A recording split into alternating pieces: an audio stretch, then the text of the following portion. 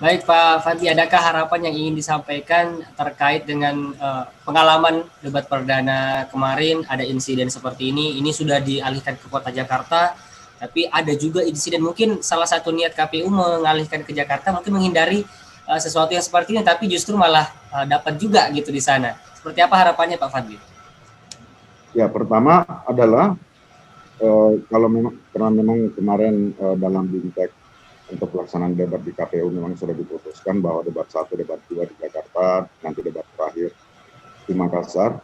Nah, di debat kedua nanti, ini kan di akhir November. Akhir November ini sebenarnya sih kalau secara pergerakan politik kan itu sudah menjadi titik puncak militansi dan para pendukungnya dan simpatisan. Artinya suasananya bisa dalam tanda kutip jadi lebih panas karena masing-masing sudah benar-benar menjadi strong voters ya.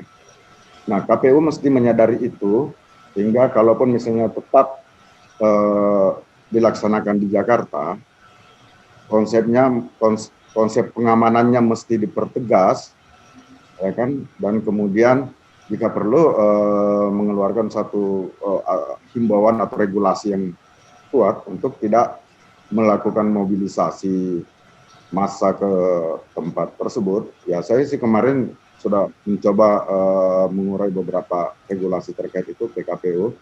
Itu kan sebenarnya itu sudah termasuk mobilisasi yang bernuansa kampanye, itu menghadirkan banyak orang di luar kampanye menggunakan atribut dan mengacung-acungkan jari menunjuk kepada kandidat tertentu. Nah, itu kan di luar, bukan zona kampanye dan bukan wilayah yang diperbolehkan melakukan mobilisasi massa. Tapi sampai saat ini Pak Fadli belum ada konfirmasi dari KPU seperti itu terkait dengan rombongan yang banyak tadi? Ya, harusnya sih ini menjadi tanggung jawab moral KPU ya.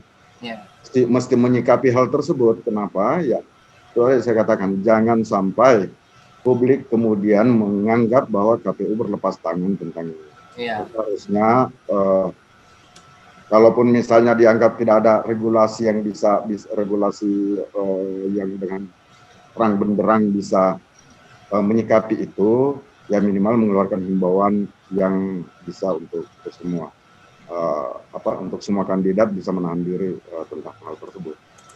Baik, terima kasih Pak Fadli. Terakhir Pak Sawidi, ada sedikit tambahan terkait dengan jelang debat kedua dan ketiga nanti debat ketiga di Kota Makassar loh. Jadi seperti apa tambahan-tambahan dari Pak Sawidi sendiri, silahkan. Saya kira yang paling penting adalah KPUD harus bekerja sama dengan pihak keamanan. Kalau perlu melibatkan Badan Intelijen Negara ya, di mana untuk melakukan evaluasi kondisi keamanan menjelang debat publik yang kedua. Terlepas itu dilakukan dimanapun, mau di Jakarta, mau di Makassar, saya kira analisis intelijen ini sangat penting sekali. Supaya pihak keamanan sendiri dan KPUD terutama ya sebagai penyelenggara bisa melakukan langkah-langkah antisipatif. Sekiranya kondisi terburuk akan terjadi lagi. Dan tentu kita harapkan bahwa itu tidak akan terulang lagi. Itu yang pertama. Terus yang kedua, perlu dihimbau kepada masing-masing calon ya, supaya tidak melakukan mobilisasi massa pada saat debat publik. Karena yang terlibat itu sebenarnya hanya pasangan calon aja. Betul. Jadi kita tidak perlu sorak-sorai dari supporter dan juga ini kan bukan masa kampanye publik, tapi ini debat publik, di mana yang publik ingin tahu adalah pikiran yang otentik, visi misi dari kandidat itu.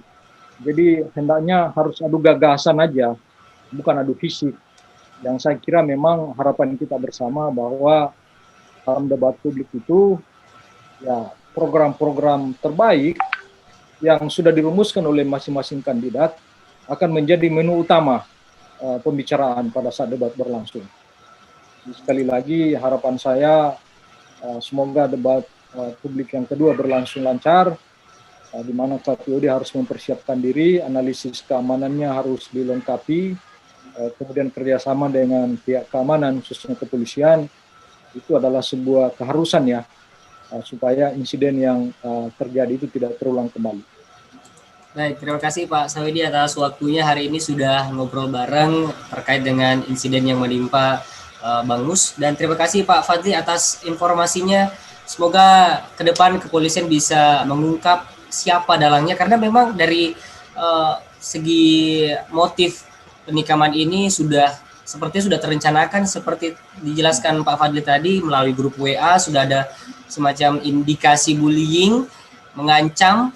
Akhirnya pada saat ke lokasi langsung terjadilah insiden tersebut. Ini bisa jadi pelajaran bukan hanya untuk KPU sebagai pihak penyelenggara, tapi untuk paslon juga harap mematuhi aturan yang sudah diberikan, karena untuk memobilisasi rombongan seperti itu, jangankan PKPU ya, tapi untuk dari Satgas saja kan itu sudah ada aturannya, sebatas apa yang bisa yang boleh dilakukan dan sebanyak apa rombongan yang bisa dibawa ke Kota Jakarta.